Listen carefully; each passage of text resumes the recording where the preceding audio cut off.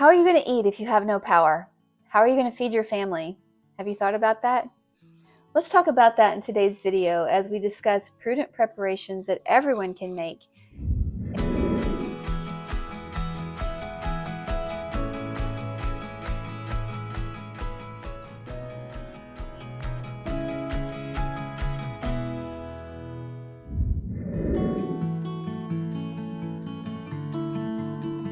Hi, welcome back to Prudent Prepping, measures that we can all take to feel a little bit more secure whatever emergency comes. We are an off-grid family. We've been living off-grid for over 6 years, and most of that was living in an off-grid camper. We set up our piece of raw land, just boom, took it on like a bull by the horns.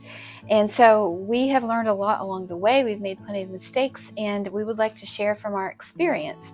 Also, I have spent time overseas on the Amazon. I worked for a year as a nurse on a boat going up and down the Amazon, and that was a true off-grid experience in the mighty jungles of the Amazon. That taught me a lot of things about preparation, and it taught me a lot about off-grid life in a way that I could never have imagined. And my husband has also, he has a stock of off-grid experience from when he lived in Chile. I would just tell you, living in a third world country really kind of changes your perspective of all the things that we expect and all the things that we have here in the United States. With that said, we are used to being tied to the grid. We are used to having power, and most of our life and lifestyles depend on having power. And so we would just like to discuss, what are we going to do when we don't have power? What are we going to do if we have a disaster, snow, hurricane, tornado, just a tree falling down, knocking down our power and leaving us without power for a number of days or longer?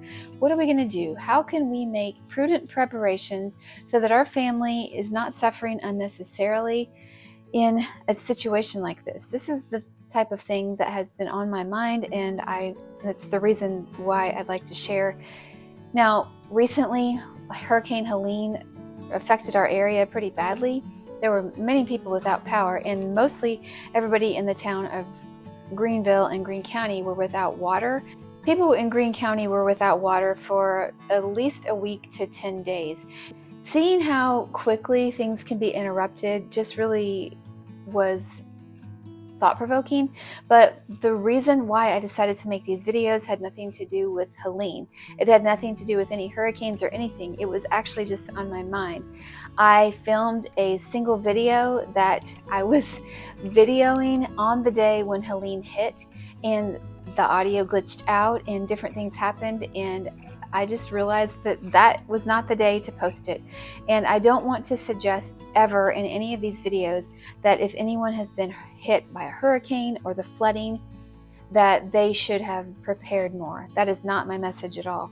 I'm just saying that sometimes when something hits, we can have stores that we can pull from.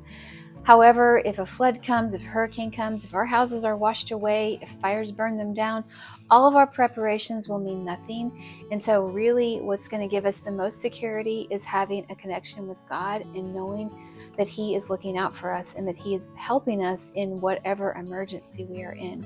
So our hearts are going out to the people in the surrounding communities around us. We have been doing what we can to help, and yeah, not the message here that they should have prepared more or whatever, because it's just, if you know, it's a situation of being in the wrong place at the wrong time, and some things are just going to come. And that is the reason why I would like to talk about preparation, is because we don't know what's going to come and hit our family. We don't know when the blizzards are going to come and knock out all the power for a week, 2 weeks. We don't know when a tornado is going to knock out power. And so having some things to back up can give us a security, can give us a little bit more peace, just knowing that we may have the resources to feed our families if we have done a little bit. Now, one thing that I want to also mention here is a lot of times we get stressed. We get anxious thinking, I don't have the money to prepare. I don't have a huge place where I can store a lot of stuff, and I just don't have a way to buy all this expensive stuff. I've seen prepper supplies and they're super expensive. Well, the good news is you don't have to buy prepper supplies. You don't have to buy weird things that you're not used to. You can, and those things can last you many, many years. And I'm not saying that they're not good things to invest in. They can be very good. Funny story, my husband's family, when he was growing up, like when he was young, his family stored a lot of food during the Cold War. And well after we were married, like years after we were married, they brought us some food that had been stored and vacuum sealed, and we opened some of that stuff, and some of it we did eat. Some of it was not in the best, but it was super sealed. And I mean, I just remember when our kids were little, we opened some tins of dried apples from the 80s. And you know what? They tasted like dried apples. They hadn't decreased in quality all that much. The long-lasting food storage, that can be a good investment, but you can also do prudent preparation on the things that you normally eat, and that's what we're going to be talking about in this video. One suggestion that I saw recently, which I really like because I tend to get overwhelmed, the suggestion was a lot of us can take $10 a week or $5 a week, and if you have $5 a week, you can buy 2 pounds of beans and you can buy a pound of rice. Put it in the back of your cupboard and say that is for an emergency. Next week, do the same thing, and pretty soon at the end of a month, you're going to have a little bitty store of beans and rice. And then the next time you might get some canned food, you might get some canned fruit. And so if you add over time, it doesn't have to be so overwhelming. It doesn't have to be so expensive. And I feel like it's a much more doable and sustainable thing than if we just try to stock up now. Let's just get everything that we need. And you think about everything you need and it gets really stressful. So let's make it prudent. Let's make it gradual, and let's make it a way of life. And don't forget, if you eat out of your pantry or your cupboards, the things that you've stored, you've got to replace those things. Otherwise, you're just buying a lot of food and eating a lot of food. If you haven't watched the first video in this series, please go back and watch that. It's on our playlists. This is a 3-part series of preparing now and prudent preparation. The obvious one that everyone usually thinks about when they think of preparing is food. And along with food goes water. We also saw the water supply interruption here locally and around the region. So I do have a video on surviving a water shortage, so be sure to check that one out. But water, if you're in a emergency situation such as a tornado or hurricane coming through or something that the water supply is going to be cut off and you know it, as long as you're not in a situation like we were here locally where they said don't fill up buckets, don't do this because you're going to be drawing from everybody else's store and then you're going to be wiping out the system faster. As long as that's not a reality, like say the hurricane is coming through and you can fill up gallon jugs, you can fill up bowls, you can fill up anything, and they can be buckets. Anything that you can get water into while you still have water is a wise preparation. So even if you have a bucket that's not that clean, you can still fill it up because you can use that water for flushing your toilet, you can boil it, you can use it for bathing if need be. And so have a source of potable water, which is drinkable, or have a way to treat that water, which there can be boiling or tablets or bleach drops or filtration. So kind of getting off the rails here, but a way to sanitize water is really important. You can have a filter system that you have either always, like we are always using our Berkey water filter, and it sits on the countertop and we just run all of our water through that.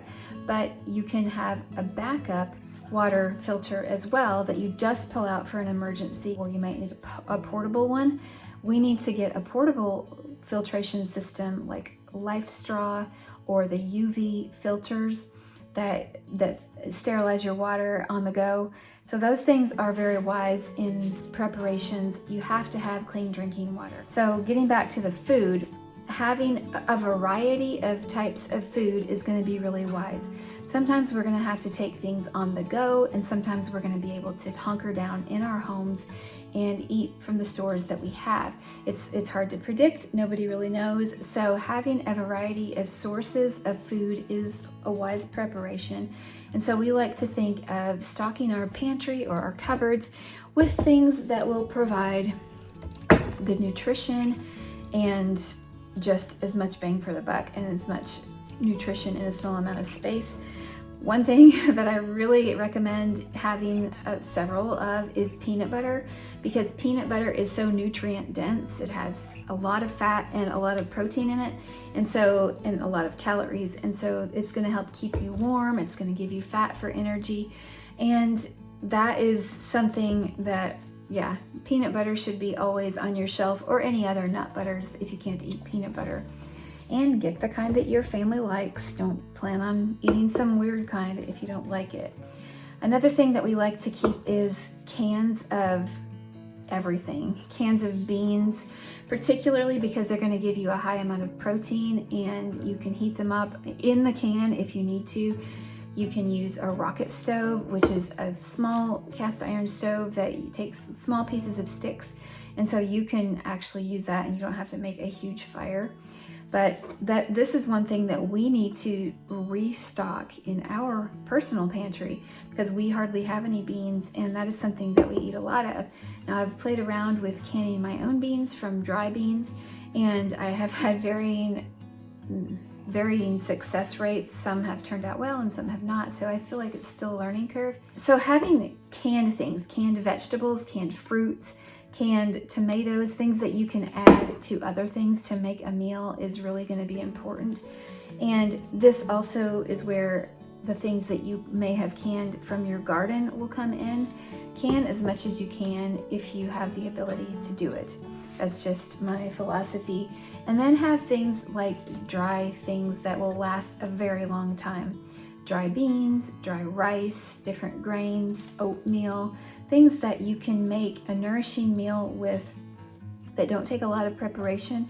Because if you are in a no power situation, or if you're in a situation that you're not really used to, it's not the time to try new recipes. It's going to be basic, it's going to be oatmeal, it's going to be spaghetti if you have it. And anything that is easy and nutritious is going to be really welcome to keep in your pantry. So you can look at discount stores and find pasta at low rates. And a lot of times you can find beans for a low rate as well. Don't discount also the things that you can grow. If it's the growing season, you can be harvesting things from your garden. If you have just a little bit of plastic and some hoops, you can make a longer growing season, and you can be growing things like greens and lettuce and sprouts and things, so that you can extend your growing season, so that you can add nutritious food when you may not have it, when you may not be able to get it from the grocery store. And so that's something that we like to do, is grow sprouts. We've not tried microgreens, but that's another really dense nutrient powerhouse that can just it's really important to get our vitamins.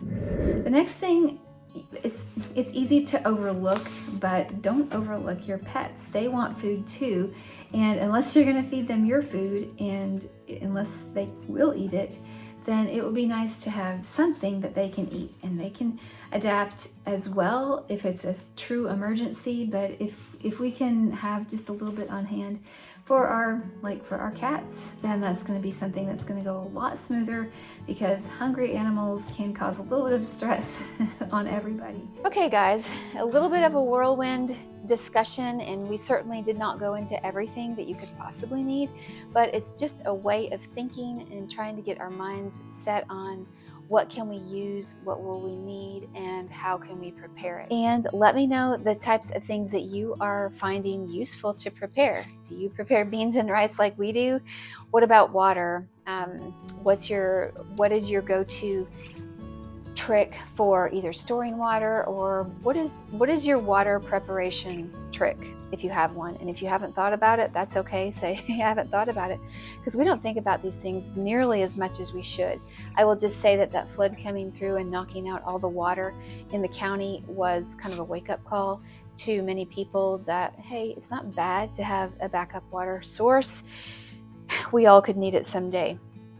So be on the lookout for video 3 in the Prudent Preparation series, and that is going to be called Get It Now. It'll be out in the next little while. And again, we're going to be talking about medical supplies and super useful tools that we can all use, that it's not a bad thing to have stocked up. So until then, I wish you a good day. Be safe, be well, and God bless.